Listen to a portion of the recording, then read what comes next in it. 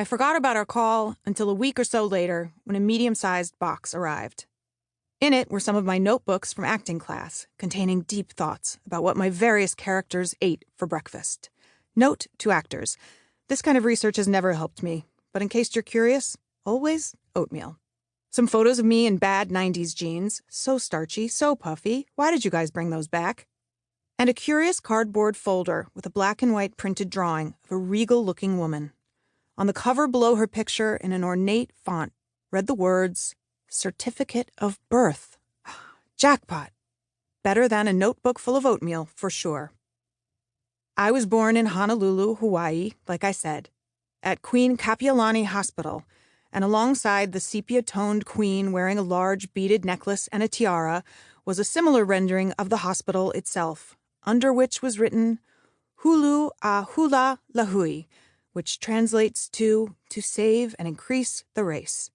The folder opened like a greeting card, and inside was my name, Lauren Helen, made out in my mom's familiar loopy script.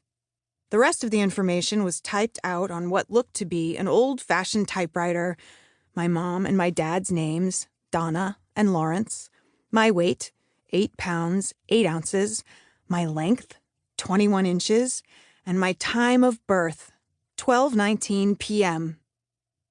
Wait, what? 12:19 p.m.? 12:19 p.m.? Yes, listener, 12:19 p.m. A time that is not remotely dawn. A time in which the sun has never, ever risen, except maybe in Iceland. A time that does not resemble 5 a.m. or 6 a.m., and one that is not even a little bit close to the time I gave to Kitty Hatcher, whose mind I blew with my future greatness. And there, in a flash, the oncoming best 2 years of my life evaporated before I'd even had a chance to forget they'd been predicted. I waved a sad goodbye to the certainty of my directing career, my awesome psychic abilities, my past life as a brave warrior. I was disappointed, yes, but it wasn't just the loss of my newly fantastic future that bothered me. If my own father couldn't come close to remembering the time I'd been born, what else was called into question where his memory was concerned? Was anything he'd ever told me in my entire life even remotely reliable? How could I be sure his was the first family on the block to get a TV, for instance? Do ice cream sundae suicides even exist?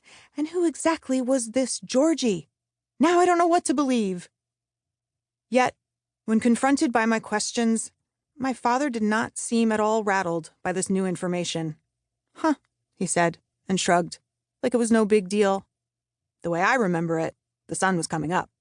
He said this as if his memory of the matter was not at all disturbed by something as inconsequential as fact.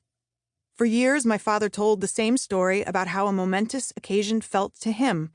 The facts had faded over time, maybe because they weren't the most relevant part of the day.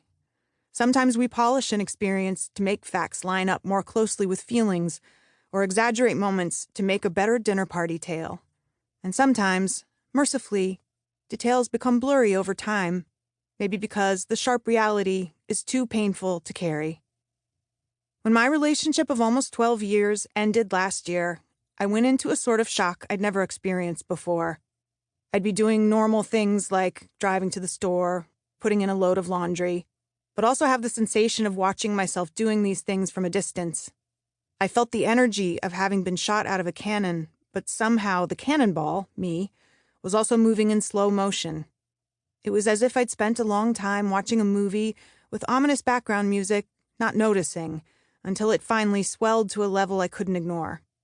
And none of these metaphors were quite accurate. I was on the run in a way, determined to always be moving and doing, not giving myself the time to sit and absorb what had happened. It was the middle of the summer, and I rented a house by the beach.